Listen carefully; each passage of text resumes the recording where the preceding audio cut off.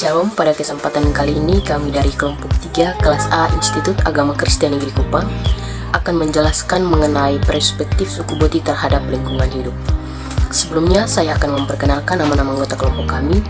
Yang pertama, saya sendiri atas nama Anita Selan, ada Kak Octavianus Musus, Kak Wasti Masus, Kak Yovita Puli, dan Kak Yorona Kause.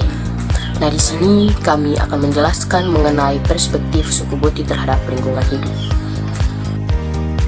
Perspektif suku Boti terhadap lingkungan hidup. Yang pertama, pengertian agama dan antropologi budaya. Agama adalah sistem yang mengatur kepercayaan serta peribadatan kepada Tuhan dan tata kaidah yang berhubungan dengan adat istiadat dan pandangan dunia yang menghubungkan manusia dengan tanaman kehidupan. Pelaksanaan agama bisa dipengaruhi oleh adat istiadat daerah setempat. Budaya artinya pikiran, akal budi, hasil adat istiadat atau sesuatu yang sudah menjadi kebiasaan yang sulit diubah. Budaya Timur adalah adat istiadat, kepercayaan seni, dan kebiasaan yang dijalankan oleh suku-suku penghuni Pulau Timur dan pulau-pulau kecil yang berdekatan di sekitarnya. Baik, saya akan melanjutkan materi.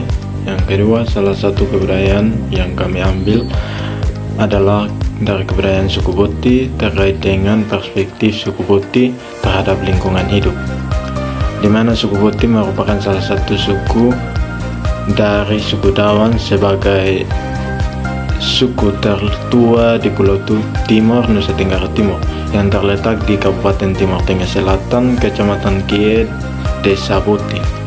Berikut ini merupakan beberapa fakta unik kehidupan suku Boti yang masih bertahan dan menolak modernisasi, yaitu yang pertama, menganut kepercayaan animisme.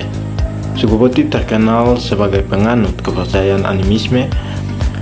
Mereka tidak memeluk satu agama yang diakui negara, melainkan meyakini kepercayaan mereka yang disebut dengan halaika. Mereka percaya pada dua penguasa alam, yaitu Wispa dan Wisneno. Wispa sebagai mama atau ibu yang mengatur atau mengawasi dan menjaga kehidupan alam semesta beserta isinya, termasuk manusia, sedangkan Wisneno sebagai bapa atau bapa yang merupakan penguasa alam.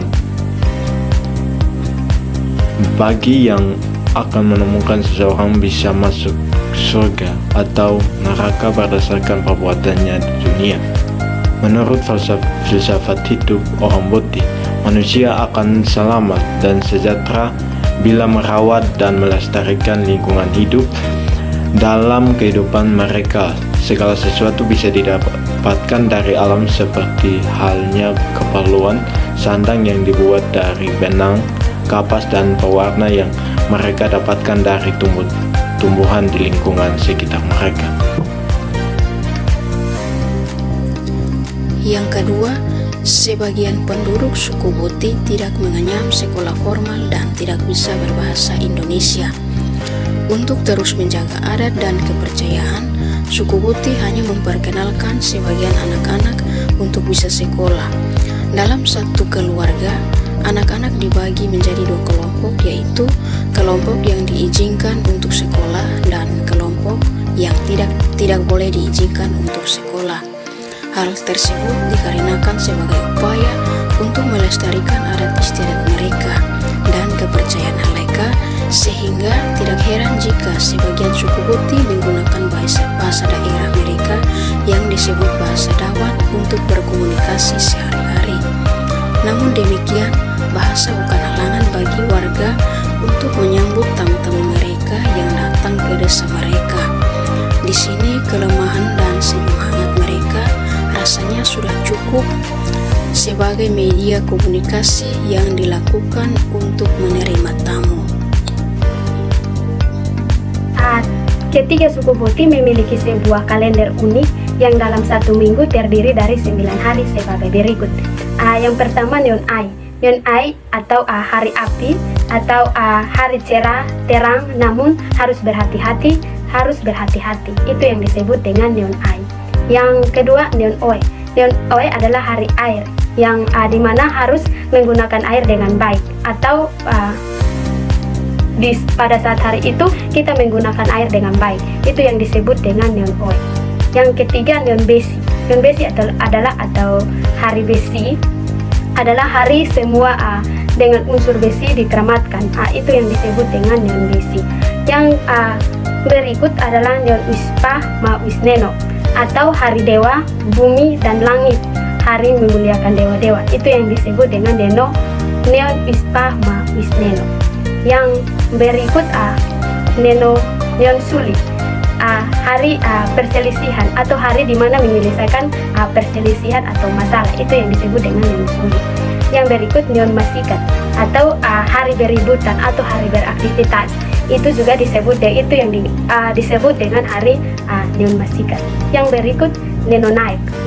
Neon Naik adalah hari besar atau hari persaudaraan. Itu yang disebut dengan hari Neon Naik.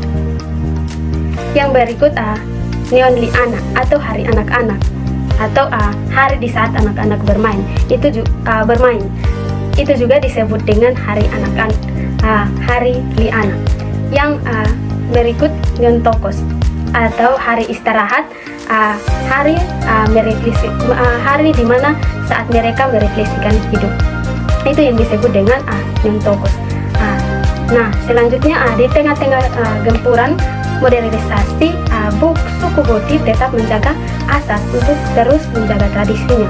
Maka dari itu suku Boti dijuluki sebagai suku penjaga tradisi di Nusa Tenggara Timur atau di Kabupaten Timur Tengah Selatan. Yang ketiga adalah bagaimana hubungan antara agama dan budaya suku Boti. Jadi hubungan antara agama dan budaya suku Boti ialah masyarakat Kristen suku Boti tidak dapat terpisahkan dari budaya dan tradisi yang telah mereka terima secara turun-temurun dari nenek moyang mereka. Bahkan masyarakat suku Boti asli menjadikan tradisi dan budaya asli sebagai identitas khas yang membentuk diri mereka saat ini. Sampai saat ini tradisi dari Halaika masih mempengaruhi kehidupan mereka meskipun mereka sudah memeluk agama Kristen. Nah, sampai saat ini juga mereka masih memegang teguh dan melanjutkan tradisi Poipa, yang dimana tradisi penanaman terhadap anak dan berbagai tradisi-tradisi yang masih masyarakat Kristen Boti warisi telah membentuk mereka sebagai masyarakat Kristen yang berasal dari Boti. Namun mereka mulai meninggalkan Halaika dan memeluk agama resmi yang diakui negara, maka secara otomatis kehidupan mereka diatur secara perundang-undangan yang juga berasal dari negara. Mereka tidak melanjutkan warisan aturan-aturan dari nenek moyang mereka, seperti bagaimana mereka memberi hukuman terhadap orang yang mencuri, bagaimana seharusnya mereka menghargai alam sebagai wujud kehadiran Tuhan dalam kehidupan mereka sehari-hari.